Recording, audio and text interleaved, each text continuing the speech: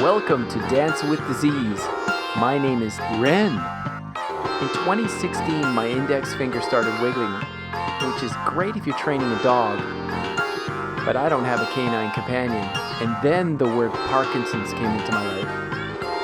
I knew from the beginning that this was not the downward spiral of doom as guaranteed by the brochures, but a kick in the ass to look at my life and change. This podcast is dedicated to sharing my magical journey of healing through trying every alternative therapy imaginable. Thanks for joining me. Let's dance. Good morning, good morning. I slept really well. Farah's home, went to bed at 8 o'clock, talked for a little bit, and went to sleep. I had a really interesting dream. My dream world is getting better, or more and more interesting. Yeah,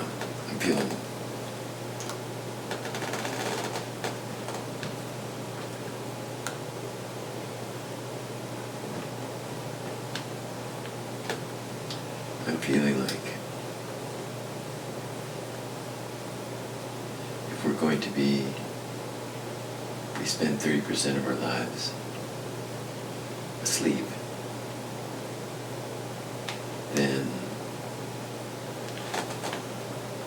that 30% of our lives should be filled with experience. So learning how to dream is awesome. And I'm not on my new pad, my new meditation platform. It's right here.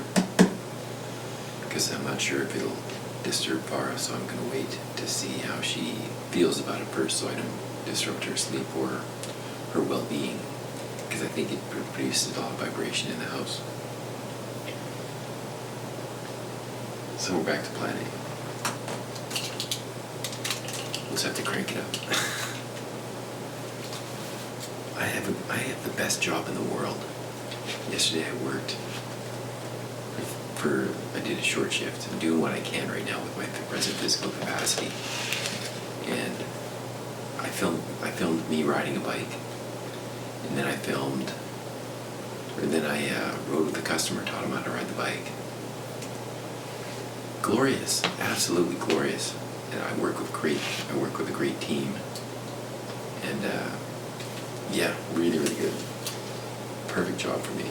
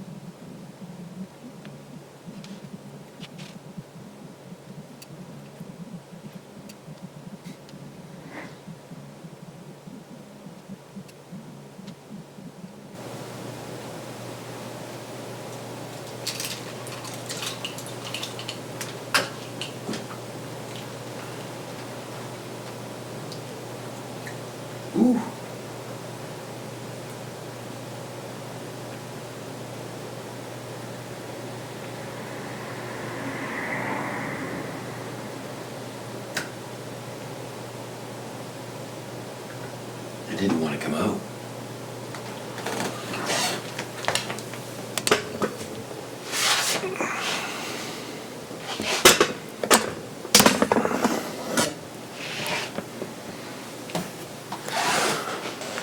I wanted to stay in trance because I'm far more calm after I'd begun. The power of the mind. Oh my God. I can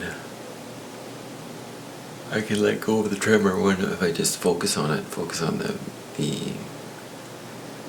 this relaxation.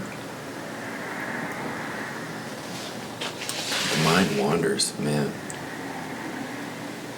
Mind wanders crazy.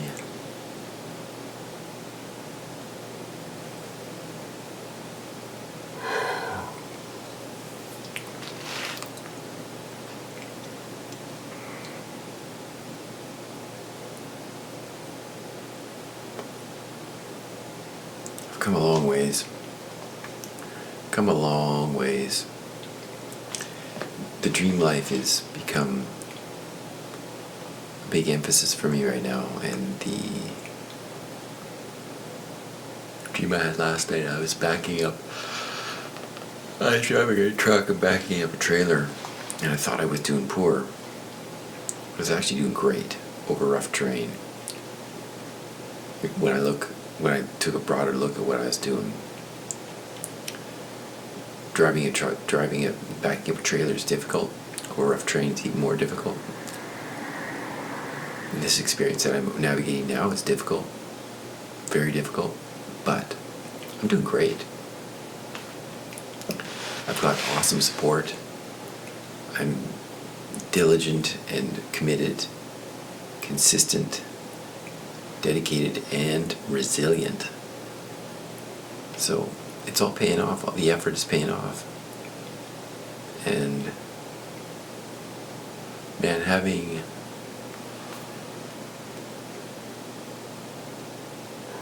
support, and I know some of you are my supporters and my team. I'm so grateful. I'm so grateful for your presence in my life. Just the positive notes and the affirmation that I'm on the right track. It's so helpful. Thank you.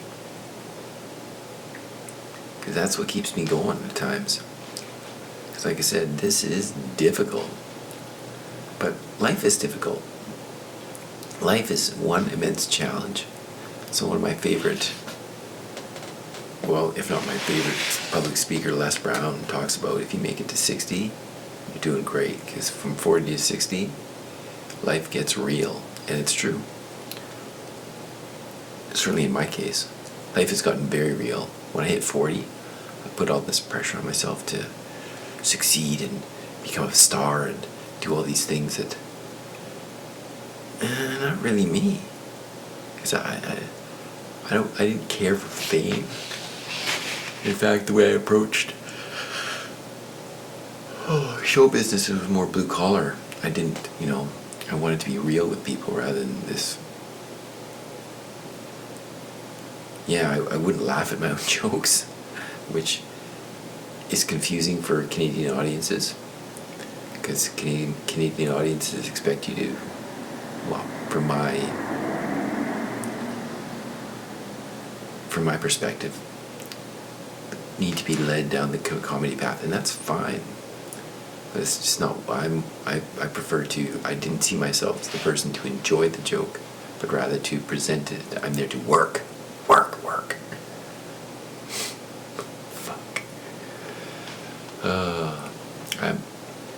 I, as we all are, am my own worst enemy. Or certainly was. I'm much better with myself than I ever have been because of this situation. And on the other side of this, once I've learned what I need, I feel like I'm on the cusp. I feel like I'm on the cusp of the grand awakening that I believe this has been given me to help me transcend the attachment to the body. And I'm feeling really good about this. Physically, the body's doing what the body's doing. What can you do? Other than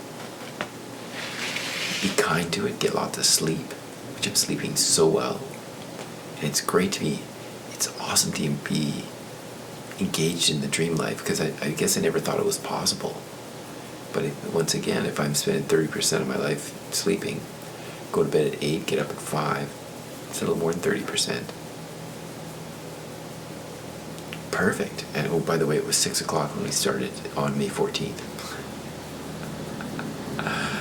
Yeah, I think that's my 5 minutes. I think the 5 minutes post-treatment to relax and let this settle. It's all about relaxation. And I'm going to try to embrace and embody buddy of mine, Wade Lightheart. That man is blissed out. Well, I haven't spoken to him in a while, but he was blissed out all the time. And I think that's the key. Finding a role model to embody, to present. What would Wade Lightheart do? Wade Lightheart would be blissed and joyful and spreading the love. And like peanut butter, I'm going to spread that love to you. Thank you, friends. Have a wonderful day.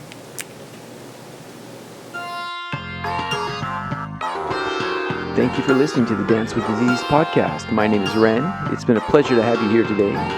For more podcasts and the films, Dance with Disease, log on to YouTube, Ren the Artist. See you next time.